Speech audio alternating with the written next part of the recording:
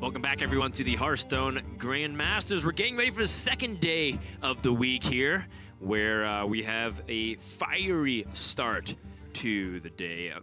Excuse me, Amnesiac versus Firebat. Going to be the mage versus that warrior. And yesterday, after seeing the way Amnesiac was playing, it seemed like he was pretty comfortable with at least the aggressive form of Cyclone Mage, which is being able to play for tempo out on the board early. So let's go ahead and take a look at his deck list to show you guys a little bit more about what he's brought this week for the specialist format.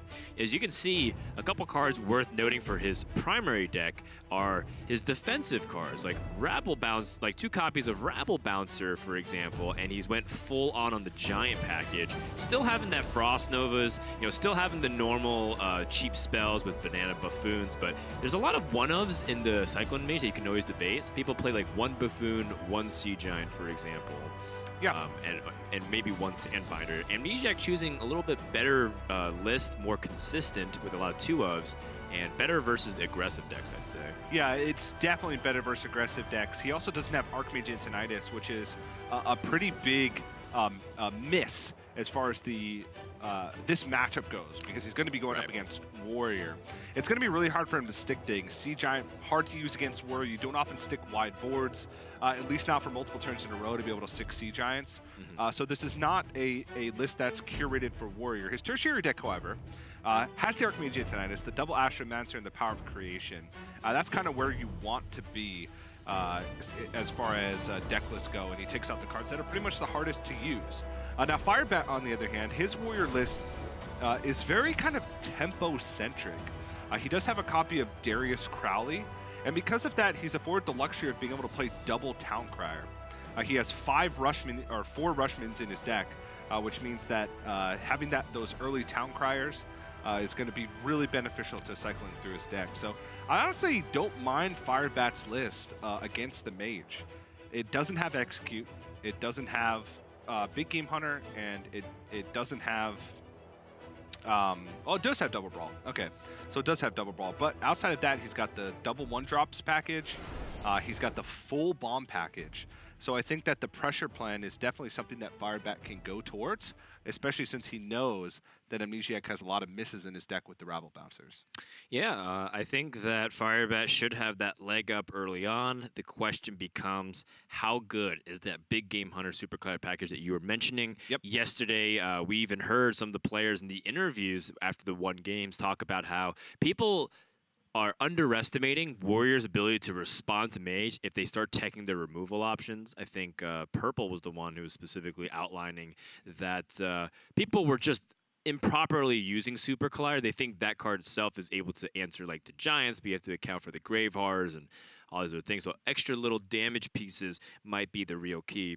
That said, we'll go ahead and let the cards do the talking, because a lot of times, TJ, quite frankly, we talk about how these things line up, and then sometimes the exact opposite happens, and there's just a giant upset, right? Yeah. Like Warrior versus Warrior. This player has the Elysiana. This person has like the Azalian Soul Thief. Doesn't matter. Bombs decided before turn 10. Yeah. Yeah, it's a very interesting matchup, because sometimes it feels like the Mage can never get a good hold on the board, and sometimes they just have a blow-up victory because they stick a Mountain Giant that's not able to be dealt with. So I'm excited for this, and this one's going to be a very real test for Amnesiac, especially with the way his deck is constructed in the primary matchup. It is a very tricky game when you don't have Archmage Antonidas, because you have to take risks. If you try and play like this War of Attrition and try and play around removal, oftentimes it's going to go poorly, because you don't have this fallback. Once your big threats are gone, then you don't have like Archmage Antonidas to be able to pull you out of a situation that you'd otherwise lose. Right. That said, we have seen Mana Cyclone be conserved a lot of times to try and go for these big resource generation to make you like not miss any of your topping because your hand is so full. And then there's just a lot of wild possibilities that make it difficult for a Warrior to remove, right? Like we've seen late game scenarios where Mage sets up like the counter spell. Like I like this, by the way, from Firebat, removing the Sorcerer's Apprentice. A huge threat. Definitely gonna take that down. But in those late game scenarios, let's say Mage goes wild on the board, Sea Giant, Mirror Images, maybe even a Mountain Giant with Conjurer's Calling, and then a counter spell just randomly comes from the the Mana Cyclone and the Warrior Can't Brawl or Warpath. And it's like all these like really complicated things. Those are ways that you can finagle yourself back into relevance. But it is going to be very difficult for this first game here, as you know, even if Amnesiac kept that Sorcerer's Apprentice, it still doesn't look like that great of an opening hand. So it seems like he's going to have to be passive, which is what Firebat wants right now. He's got double Clockwork Goblin and Wrench Caliber. Looks like he's going to be the one taking the initiative. Ooh, and Acolyte of Pain. Now, one of the biggest things that Warrior struggles with when dealing with matchups that pressure is running out of resources, especially the Bomb Warrior, because they are playing their cards. They're not just holding on to control tools and waiting for the right moment to use them. It is a deck, it is a control deck that can play proactively. And because of that, you need ways to regenerate resources. And I honestly think there were some players early on in week 1 that were just cutting Acolyte for Bomb Warrior. And I don't like that decision whatsoever. I'm glad that players this week are putting 2 Acolyte of Pains, because combined with Warpath, combined with Dynamatic, and pretty much every matchup outside the mirror, it's just a fantastic way to keep your engine going.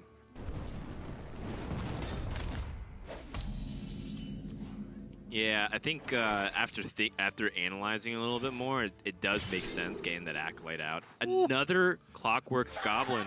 So that is 5 bombs in the hand from Firebat, 3 from the individual Clockwork Goblins, and 2 from the Wrench Caliber. Amnesiac, just from that alone, will be playing with borrowed time. Yeah. And with this mirror image, no Sorcerer's Apprentice, it's actually one of those things where you even want maybe start thinking about it. Like, do we consider holding for a bigger swing turn, or do we just try to fight back for board early on with our elemental evocations and try to see if you can win back some tempo that way?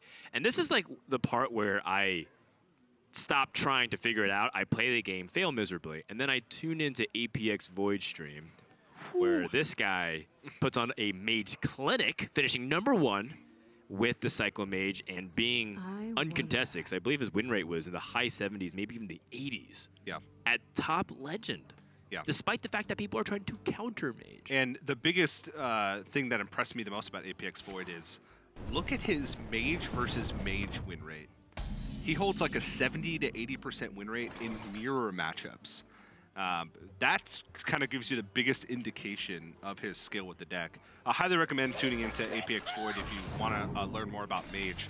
He does play pretty much just only Mage. If you look at his collection, it's just 18 different Mage decks between Standard and Wild.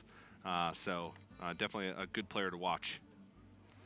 But Amnesiac went and held last turn. I think that's pretty wise. If he had gone in with like Khadgar Mirror Image Mana Cyclone, he would have been incredibly vulnerable to Warpath. Not only drawing 2 cards for Firebat, but also leaving his Clockwork Goblin alive and killing off Amnesiac's entire board. So I think he wants to wait until he has maybe a little bit of a strike back kind of game plan if Firebat were to Warpath. And that being damage his Clockwork Goblin, force Firebat to sacrifice a little bit of his own board if he wants to Warpath away yours. But this play, very powerful. Can get the Sea Giant down and can also Elemental Evocation plus Mana Cyclone. Right.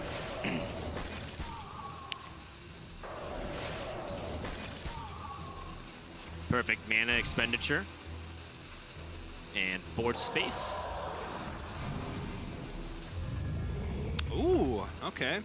The Pyroblast, I mean, that makes up for a little bit of that lack of Antonitis. And Firebat with the Brawl here also ditches his card draw and eliminates a pretty significant amount of power on his own board, so his pressure plan will be thwarted, at least in the meantime. He can leave this alive for a turn and Brawl next turn. What now? True. That is an option, because it's hard for Amnesiac to get rid of his own mirror images. So Firebat just plays like Augmented Relic Clockwork Goblin. Amnesiac is incentivized to trade and can't Conjurer's Calling because he can't trade off enough of his board, or at least not get Conjurer's Calling value off of Khadgar because he can't trade off his board. So I don't think this is a forced brawl opportunity. I honestly think that this is just play more stuff, get more bombs in the deck, and then Board tension. Board tension, Dan. Yes. That being said, I feel like Amnesia, with understanding what his hand's doing, probably isn't going to be looking for a way to trade very much, if at all. I mean, he might at best trade this Mana Cyclone in, play Rabble Bouncer, but first he can draw cards with the Arcane Intellect to see what he needs, or what he can pick up. Yeah. Because I think his best draw in this position is exactly Frost Nova. Yes. Now, there is, you do have to think about Warpath. Firebat's primary deck has 2 copies of Warpath. That's fair. And that Acolyte pin on the board makes things quite difficult. Also, Eternium Rover is in the deck. So let's say Firebat picks up Eternium Rover. He can go like Eternium Rover, Warpath, gain 4 armor, draw 2 cards, clear off all these mirror images and the 2/2s that are left, and still have a good-sized board left. So Firebat just has a ton of options, and that's why I like building that board tension, playing out his minions instead of going in too quick with the brawl. What to do? What to do? Trade in with the Clockwork Goblin, Banana Buffoon. I like this play too. Yep. Using the banana to shut down the card draw source from Firebat.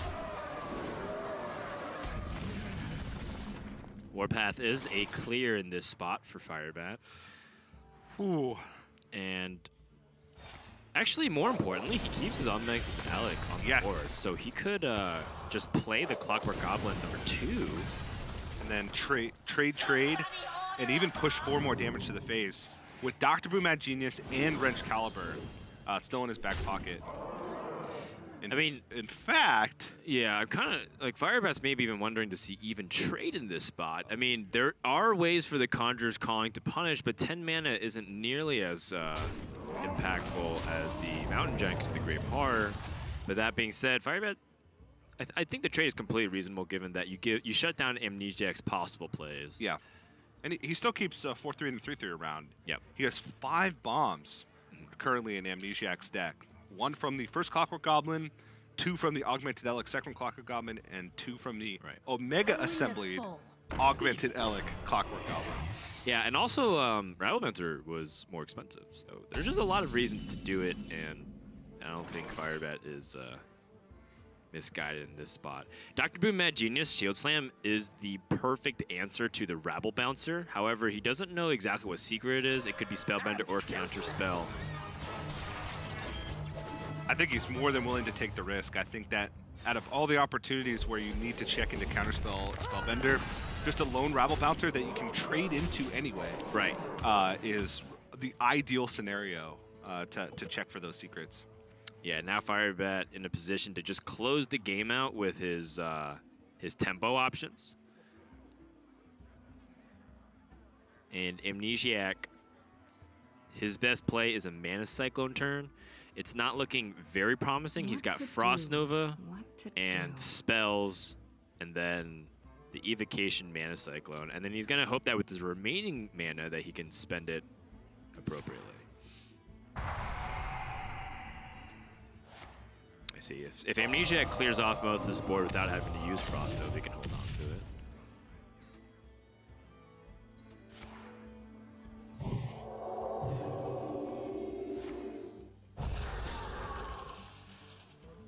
So this is 5 spells being played before the Mana Cyclone. Amnesiac's going to go to 7 cards. Picks up a Book of Specters. All right.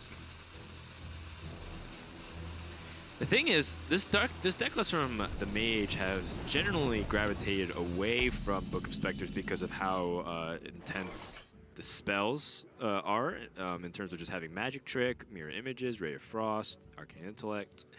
That said, Amnesiac still has a lot of minions in his deck. He's been drawing mostly his spells. He has, like, you know, the Giants, he has Zilliax, Sargezer Luna, and another copy of his cheaper minions. Job's done. But at the same time, there's just so many bombs being shuffled into the deck. The moment Amnesiac hits even one of them, he's dead. Yeah. And honestly, good recognition here by Firebat. because the magnetic kind of acts as a buff. He has narrowed it down to Mirror Entity because he attacked face last turn, also threw a spell at a minion. It could be Splitting Image, but Counterspell gone, Spellbender gone, Vaporize gone, and Ice Barrier gone. Yeah, it's a tough spot here, and you also have to account for the fact that Book of Spectres still deals the damage. So, you know, Book of Spectres is supposed to discard the spell, but the bomb activates before the Book of Spectres triggers on the spell, so you'll take the 5 damage first. So. And keep a spell if you drew it. So it's kind of a weird situation where it has the downside of taking the damage from the bomb, but it also has the upside of if you draw a spell after the bomb, it doesn't discard it. Right. Amnesiac thinking if he can get away with playing Sandbinder this turn, but it seems problematic to say the least. So from this point on, he knows that Firebat is low on resources. He's trying to stop Firebat from swinging with the Wrench Caliber to the face. Omega Assembly. Very solid draw. Firebat testing for Counterspell first. Locked and loaded. I mean, this is... Omega Devastator lets him get a 1-bomb breakpoint. Oh, interesting. Yeah. I guess he wants Omega Devastator in case a Giant comes out. But yeah, that makes sense. He has 7 bombs in the deck. Right. Like, so what Firebat could have done instead was Omega Devastator a minion, one of the mirror images, attack the other one with the rush, and then swing with the weapon to the face so that when the bomb picks up, Amnesiac dies. Like in this position, Firebat had the chance of hitting it, but this is a much more solid play overall in terms of just the... Yeah. Like, assuming your opponent didn't have a lot of bombs in the deck. Also, I don't think he checked for Splitting Image at that point. So maybe Splitting Image... oh, you're right. Splitting Image is a possibility. If he Omega Devastators and it's Mirror Entity, he gives Amnesiac a 4/5, which he could then Conjure's Calling, potentially have a weird way to come back in the game. That's assuming there's another secret up from the mage. I believe all the secrets have been activated, though. But I could be mistaken on that. Amnesiac gonna take the bomb damage, and that's gonna be it, but is that all he takes? Alright. I kinda wanna see if he draws 3 bombs in a row just for the amusement of it. Firebat takes very easy game 1 victory as we predicted, and we'll see how the adaptation goes back and forth. Amnesiac's tertiary versus Firebat's tertiary deck. Unless some surprise that I'm not expecting. I don't really anticipate Amnesiac switching to his secondary. But Firebat's also, whenever he's come on for the winner's interview, sometimes even opens our eyes in terms of like, maybe he doesn't even switch to a tertiary deck. He's like talking about primary deck mind games. I'd be hard pressed to find out if that's the case, because 2 big game hunters, 2 super colliders, and a second Omega Devastator seems really good. However, we have seen people be baited by that, because if they know you're switching to big game hunters, if they know you have a second Omega Devastator, they just play it much more aggressively. So Omega Devastator is just a 4-mana 4/5, and big game hunter doesn't have any targets because they're gonna try instead to use their Conjure's Calling on like their Sandbinders and their Banana Buffoons. Yeah, Muzzy showed us the effectiveness of that strategy in one of his matches in the previous weeks, but Firebat yesterday also talked about the importance of having 1-drops in the matchup. Which is kind of weird. Yeah. He specifically mentioned the interaction of like Supercloud. I think it was him. It might have been Purple. Oh, it was Purple. Yeah, it was Purple. Sorry, they practiced together for so long. Get it mixed up sometimes. But he specifically mentioned playing 1-drops because Super Collider then answers the Grave Horror Mountain Giant, because then you can have the 1 damage from Town Crier turning him over to hit in. Firebat has gone with kind of a different plan where he cuts turning him over and Town Crier to make room for Big Game Hunter and Super Collider. Which is kind of an interesting take, and I don't know why. I honestly don't know how much stock, like how many times that was relevant for Purple in practice, like making sure that he had a 1-drop. But it's just an interesting thing to note, the difference in thought for each player. All right, with that, we're going to take a break, and when we come back, we're going to have game number 2 between Firebat and Amnesiac.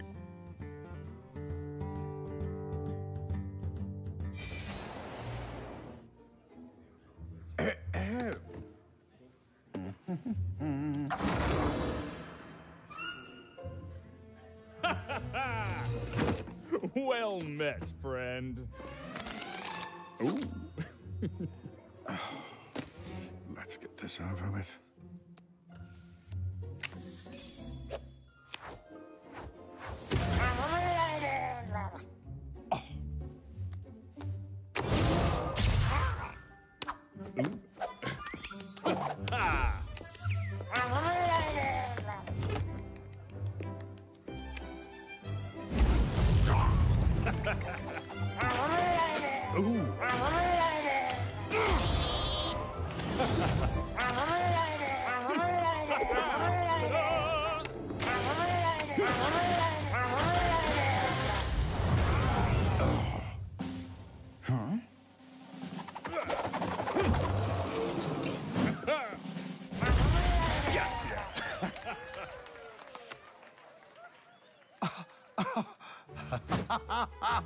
I win!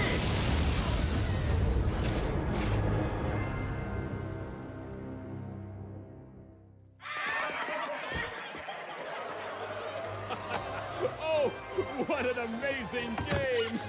Oh, well played!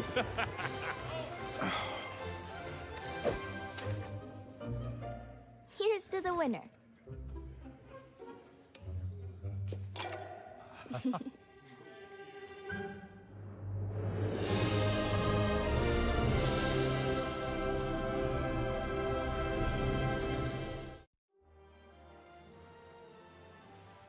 My name is Fei Liang.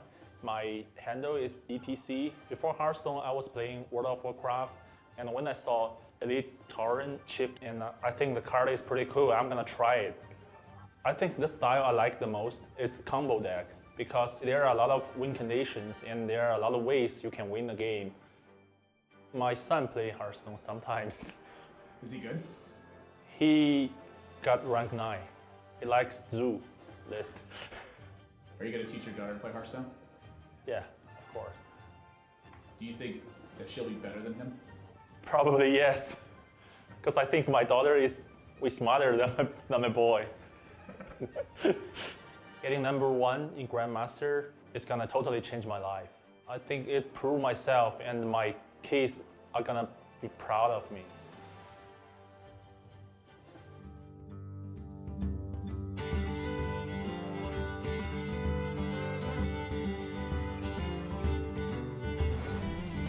Welcome back, everyone, to the Hearthstone Grandmasters for the second day of week 3. Hope you guys have enjoyed it so far. Our first featured match is Firebat versus Amnesiac. Although our featured match, Muzzy versus Bloodyface, is coming up after this as well. So if you guys are tuning in, we're just getting started for the third leg of today. I do want to give a shout out to Gia over in Asia Pacific. Glad that she's getting settled in over at the Taiwan studios with Raven.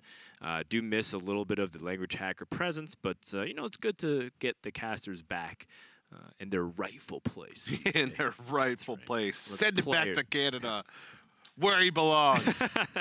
No, I think out of all of us, I would say it's pretty safe to say that Gia is the best player out of all the casters.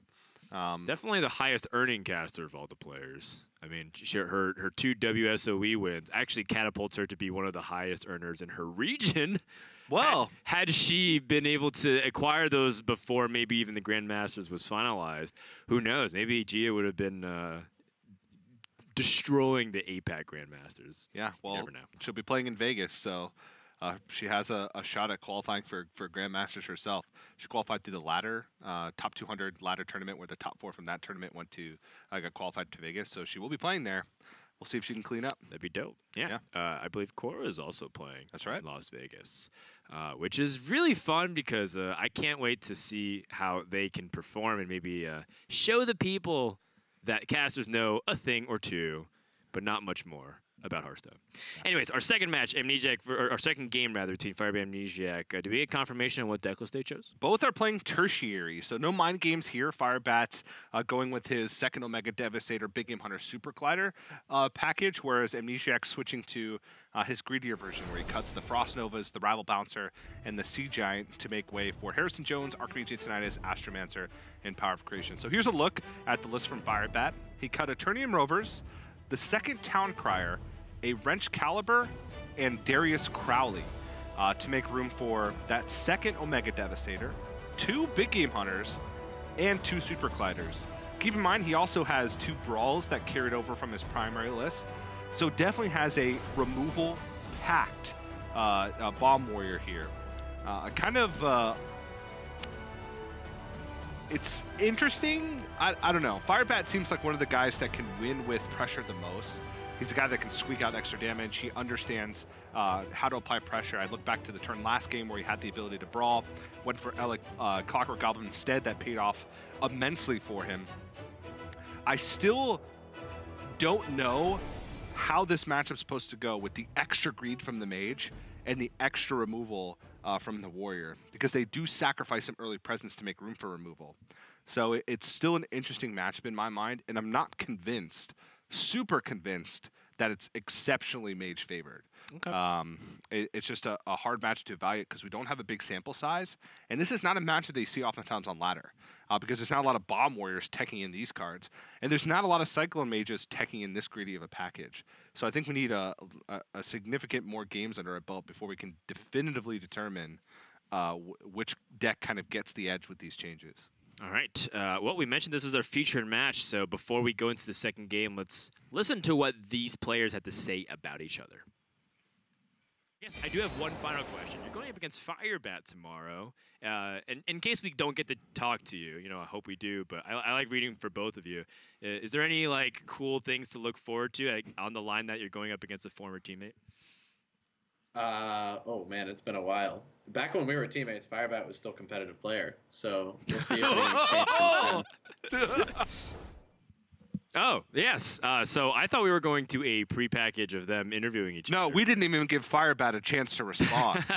Yeah. The young savage at it again. That was the winners match interview from yesterday where Amnesiac was jabbing Firebat a little bit, saying oh yeah, back when we were teammates, Firebat was still a competitive player. Then we kind of looked at each other and laughed. We said, don't air this piece unless Amnesiac goes down 0-1.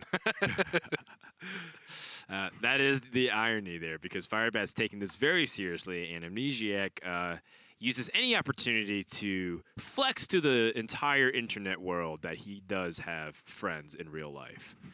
Look at this kid, huh? Look at him. Socializing. Yeah, they always get him while they're young. All right, I guess we're ready to start game 2 anytime here, so we're waiting for the players to just get ready and final underway. But, all jokes aside, I do think that Amnesiac has that game plan like you mentioned. There are ways that you can play around that big game hunter to make it just a very uncomfortable hand for the warrior. But more importantly, I think one thing to note is that the win rate for Cyclone Mage when it starts on the coin is much higher than that when it's without the coin, because it's an extra spell.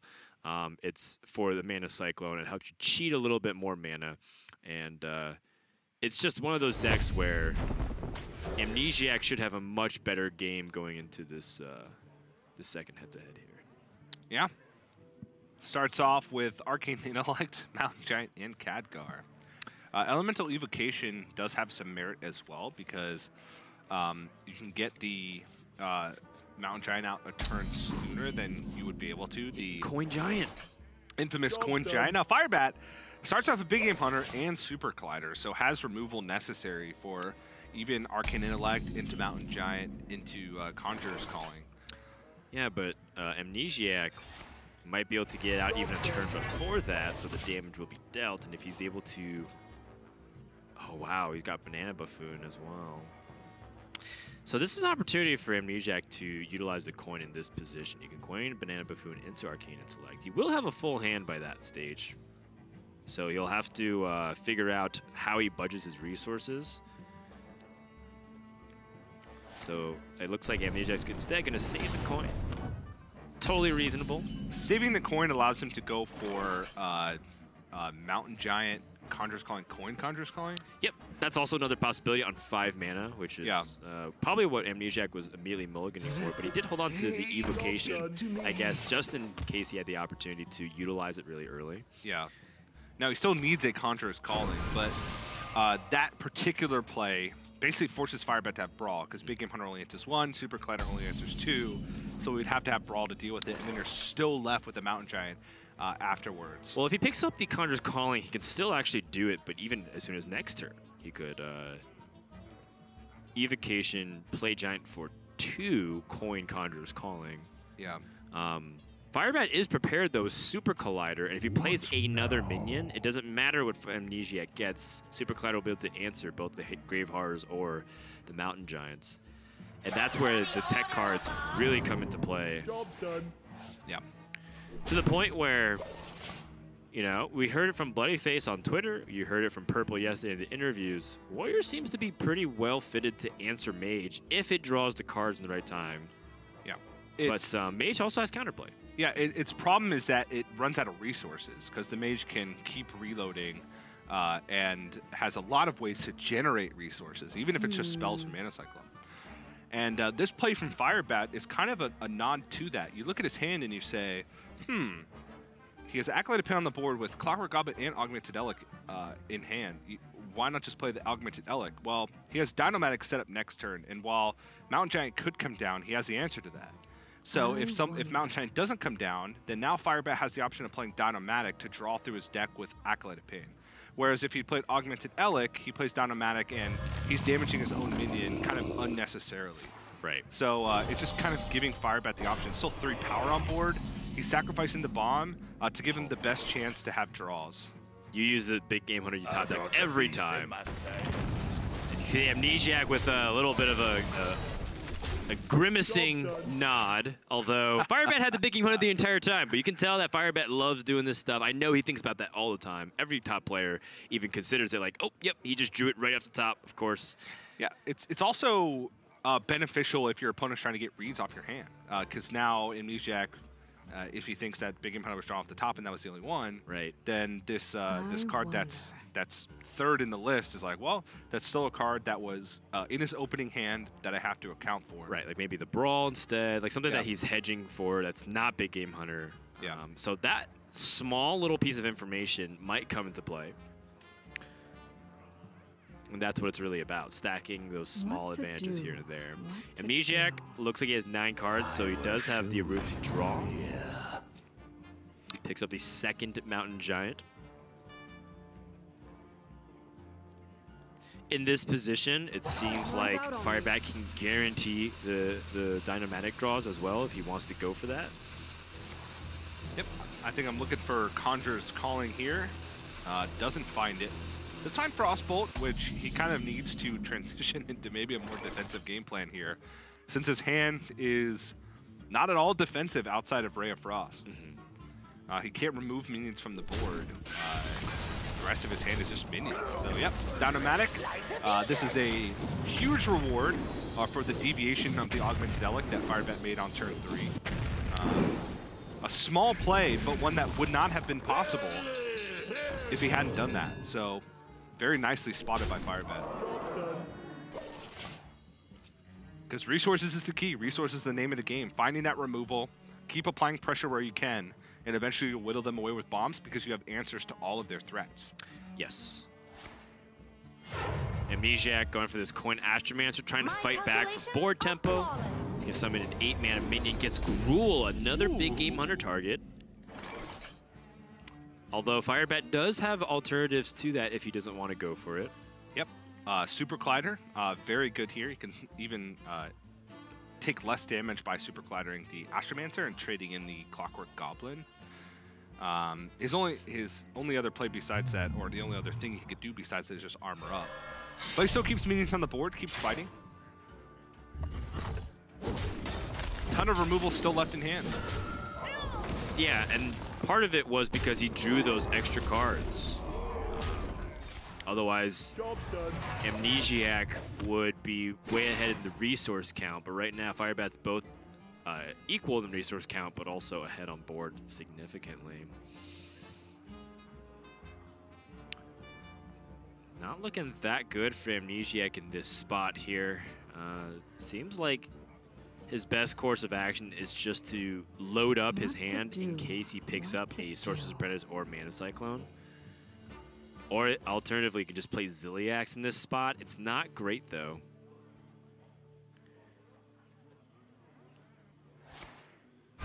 Elemental Evocation, Mountain Giant, Banana Buffoon.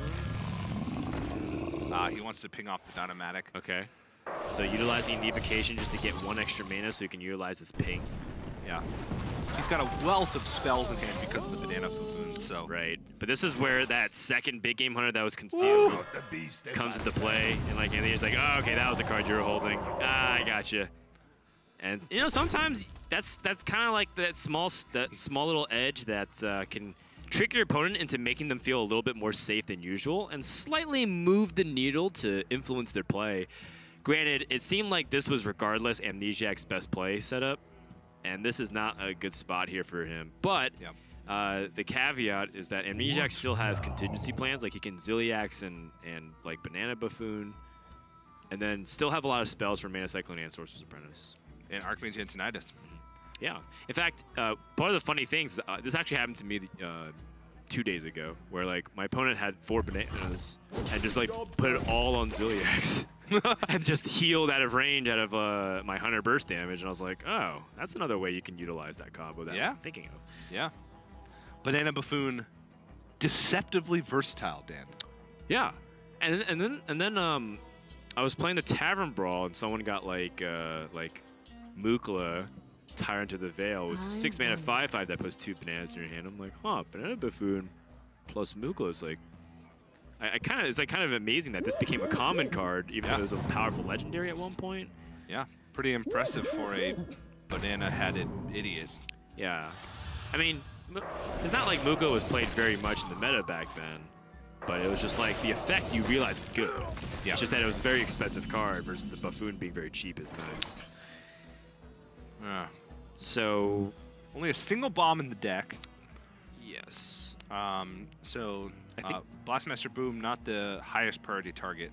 It seems like a good opportunity for Firebat to set up Dr. Boom Mad Genius. Oh, he's going for the... he just wants to go straight up aggression. I like the proactive play. I don't like...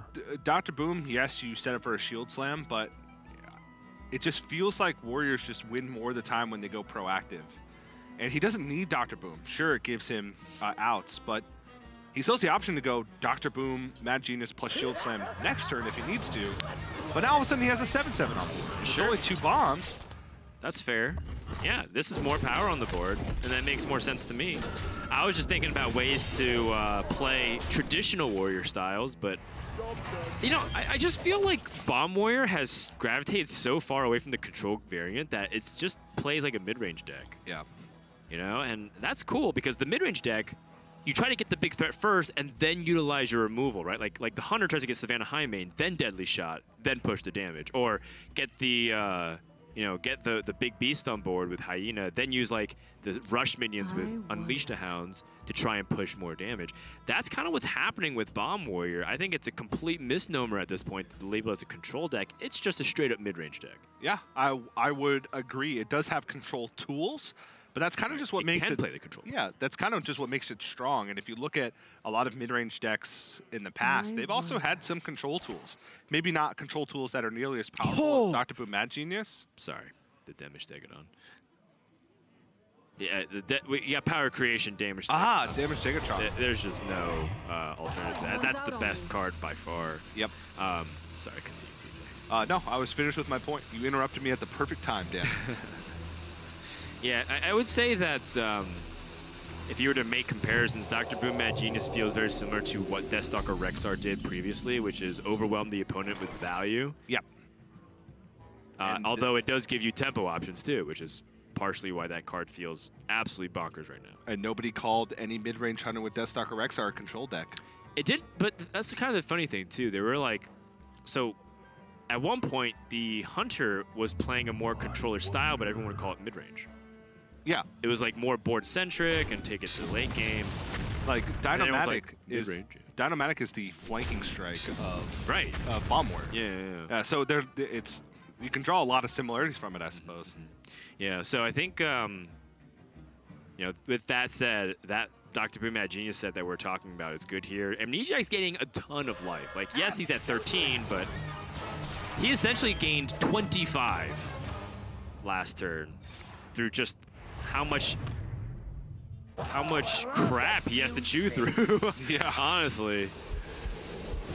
And Firebat dispatched this quite easily and still sticks these 2 minions on board. Right. The problem is he lost a lot of that board development that he was looking for. He did, but now he's at 42 life. Oh my. TJ. The Ziliax bananas plus the Cyclone Mage, not Cyclone Mage, Mana Cyclone.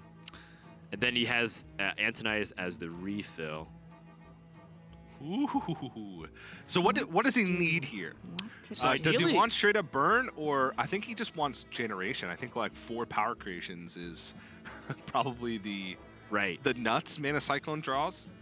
Yeah, I think he needs ways to spend his mana efficiently and also effectively, which is a lot to ask for. Efficiently meaning that he can utilize 10 mana crystals a turn instead of just like playing a couple spells and floating 5 mana. And then the second thing will be stuff that impacts the board. Spellbender would have been nice to disrupt a Shield Slam previous turn, but Mirror Image is still more than fine at this spot here. Yeah, gets another spell. So that's 1, 2, 3, 4, 5, 6 spells. This is such a big deal because you think about magnetizing Ziliax and you're like, well, yeah, you know, magnetic Ziliax, but when Ziliax is 6 attack, that means Amnesiac could almost effectively go back to full life. Like, I can't emphasize how big of a deal this is, and that's why when I was saying, oh yeah, this happened to me the other day. I lost that game because I thought I was so far ahead. Now that said, Firebat does have the answer through the Warpath. But the Warpath means that he's not developing. And Amnesiac once again has a chance to get ahead. Yeah, he picked up some decent cards. No power of creation, but did pick up like Arcane Intellect to drop further into his deck. Unexpected results. The Blast Waves are pretty dead, but they can be a way to generate extra resources if you can. Let's say Microbots come out, which is the hero power that Firebat picked up next turn. Oh, you're right. That's amazing. He can turn 1 spell into 3 more spells. Kind of, just as a quick interaction question, I don't think this is the right play at all, but if you Conjurer's Calling the Antonidas, do you get the Fireball? I've never tried it myself. Nor have I seen anyone else try, because they usually try to protect their Antonidas. I think so. Okay. I imagine that trigger would go similar to what Gadgetzan would do, right? If you try to kill your Gadgetzan, you would draw the card and then it would die. Oh, wow! He's doing it. Wants the board presence. Gets the Fireball. Gets another Antonidas! Whoa! No Super Collider for Firebat, but he does have like Dynomatic plus Microbots. He's got Warpaths. Yeah, he can answer this, but that went pretty much as ideally as you can ask for, reasonably, if you're Amnesiac's position. Like, I don't think you can be ever upset at that outcome. I mean, and also in Amnesiac's mind, he knew that it was a long shot to try to get Antonidas to stick onto the board.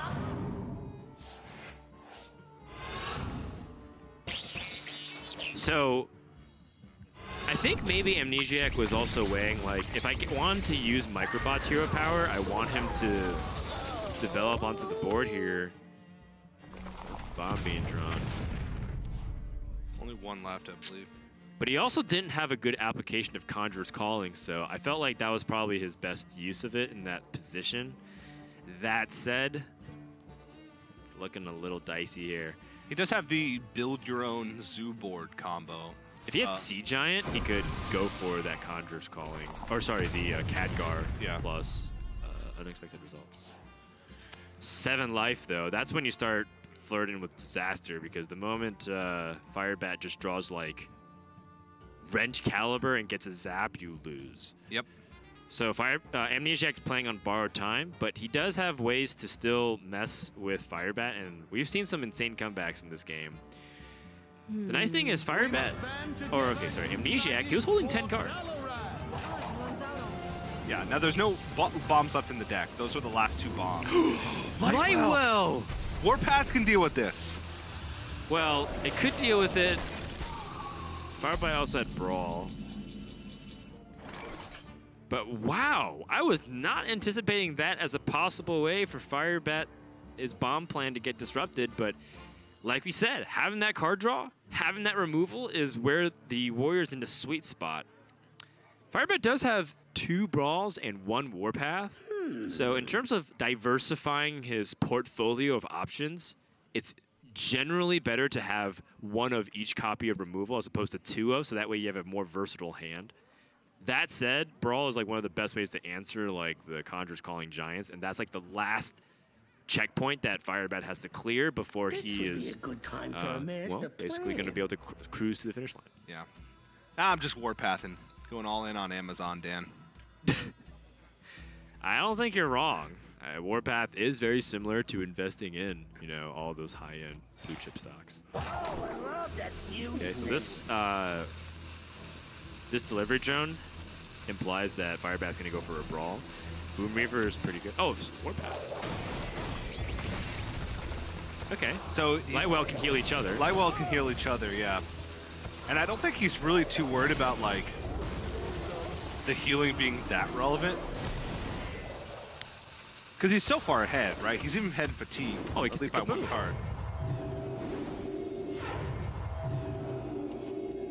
I think that heal was actually also inconsequential because in Firebat's mind, 10 is still the same as 7 for now.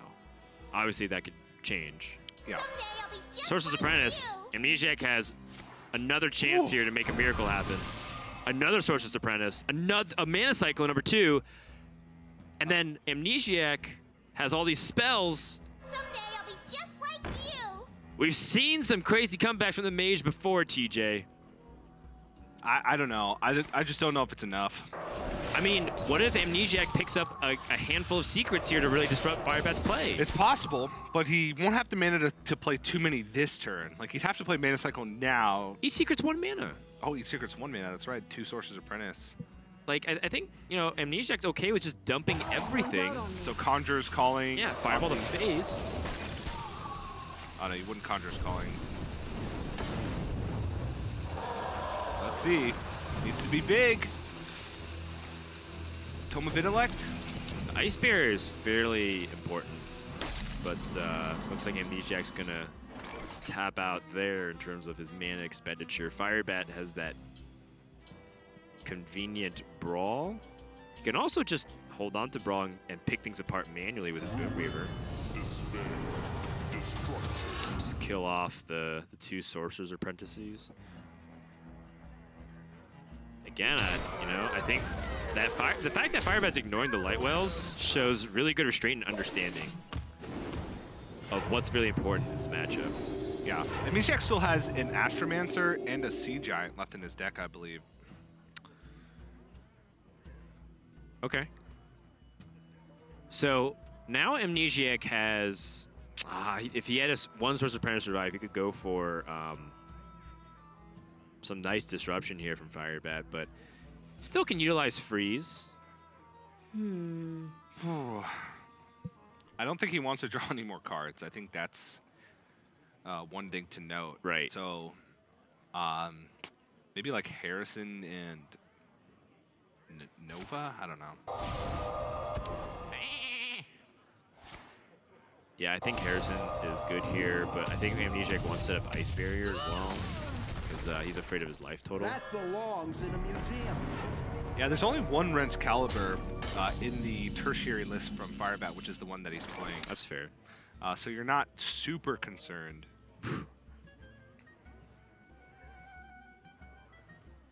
And I think Firebat, because he's been waiting so long for this Wrench Caliber, it's possible that he's been waiting before he sees Harrison Jones to ensure, since it's his only Wrench Caliber, that he can get the bombs in. Yeah. Also, he might have just been waiting for Amnesiac to get further in his deck to ensure that he had the best likelihood to get the damage from bombs before the game would end. Yeah, it's a tough spot for Amnesiac because he needs to play the Harrison Jones to get the tempo back, but he also doesn't want to draw cards. Firebat, having this option for the Militia Commander, can also just kind of love tap all of these light wells, so that way it can heal itself. Very nice. Heads up play again from Firebat, understands the interaction. Lightwell detects any damaged character, including itself.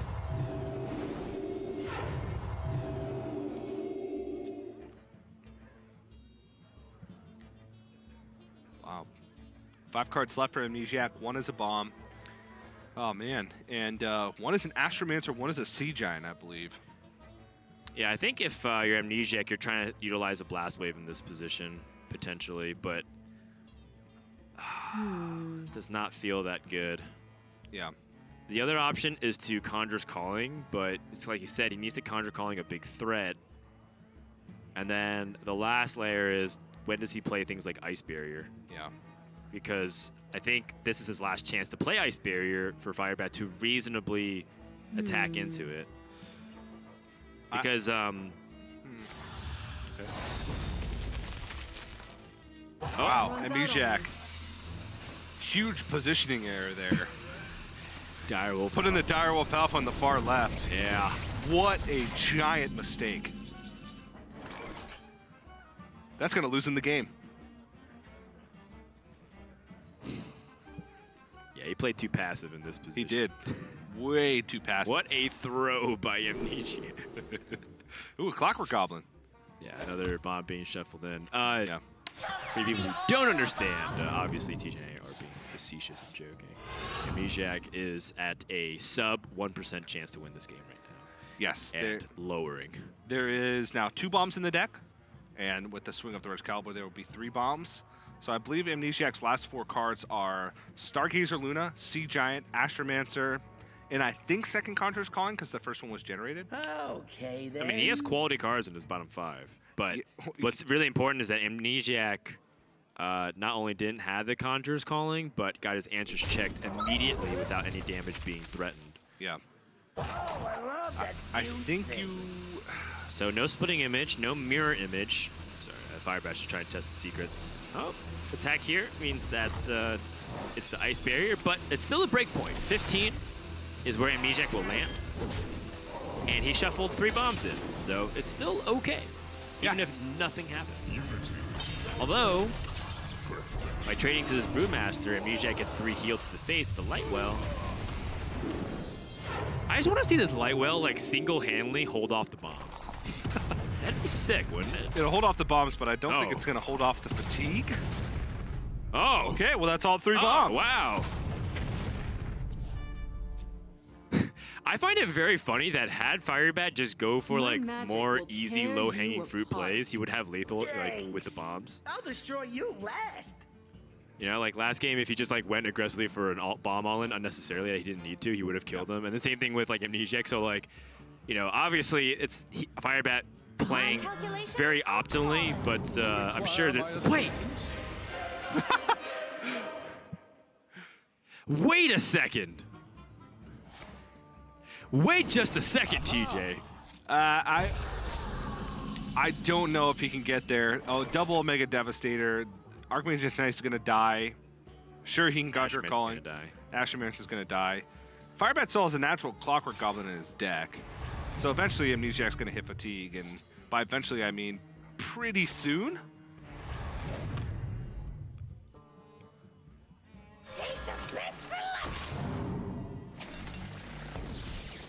Job's done. Firebat is giving Amnesiac another Conjurer's Calling option, but I think with 7 drops, I just don't think there's anything defensive enough.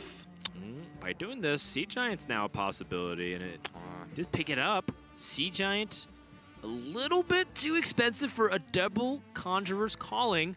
However, there is one thing that I'd like to point out, and there's a possibility that Amnesiac gets Mechathune. I don't know how he dumps his hand, but let's say the Lightwell gives him a little bit extra time, and then he's able to Conjurer's Calling the Sea Giant. I mean, look, I'm just listing out possibilities, TJ, because the Amnesiac win percentage is in the 0.0% chance, like 0.01, 0.05, whatever you can debate. It's not looking likely. Yeah, Firebat even has the Brawl plus Omega Devastator to clear off everything from the board, whatever's left, and then is a Zap Hero power away from winning the game. So even if Amnesiac does manage to survive, one, he's got a 4-turn clock now till he dies to fatigue, and also has Firebat has a 20% chance every turn to get Zap, which would end the game on the spot. Yes, assuming that an Amnesiac This would be a doesn't good pull time for a master plan. some ridiculous option Save the best for last. off of Conjurer's Calling stay in this game. There are a handful of lifesteal minions still. At 7 mana, there's not that many though. Job's done. Actually, I can't think of a single lifesteal minion at 7 mana. I'm almost out I of don't cards. think so. I don't think there's many defensive options at 7. Like, there's even Baron Geddon that would just kill him. Right, but so maybe Sea Giant's the way to go. But Sea Giant doesn't have too many defensive options outside of Mulch Muncher, which is defensive in some ways because you can rush over your opponent's minions. But there's no taunts. There's Deathwing, there's Mecha'thun, there's Mulch Muncher. So There's Big Bad Archmage, which can get 6 drops, which are defensive. So I guess Sea Yes. Giant is the best option. Sea Giant is the best option. And also, with Amnesiac playing these mirror images, Firebat has the microbots, which means that Blast Wave will be live.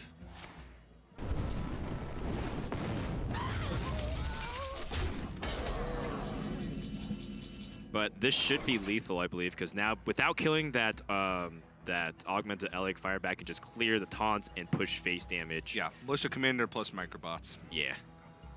Or anything off the Omega Assembly. Firebat's chance to style on his opponent, and he loves doing that.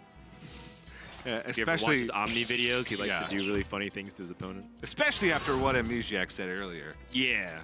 In fact, I wonder if he just doesn't kill. He's going for the brawl! Oh my god! He's just gonna So- go ahead and brawl. This is guaranteed lethal, Right. but Firebat What?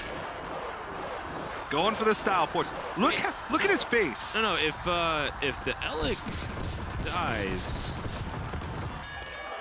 Wait, no. Now he doesn't have lethal. No, it was a guaranteed lethal before brawl. Right. All he had to do was Microbots, Militia Commander, Firebat, just using this opponent. He's really trying to, like, I have felt Firebat that he is just memeing Amnesiac at this point. And I think Amnesiac gonna try, but he loses inevitably. All right, still a chance for Big Okay. Bad Archmage. Hakar! Okay, Hakar! Firebat knows how to do this. You super collider so that the Hakar dies, and then he draws a corrupted And then blood. he draws the corrupted blood. That Yes. is right. Aw. Aw. Okay, well, Super Collider, almost as stylish, I'd say. Almost this. Well played. I like the Hakar draw as a possibility, but Firebat's gonna take a 2-0 over Amnesiac. Almost a huge throw there at the end, Dan. And at this point, this is where Firebat says, respect your elders.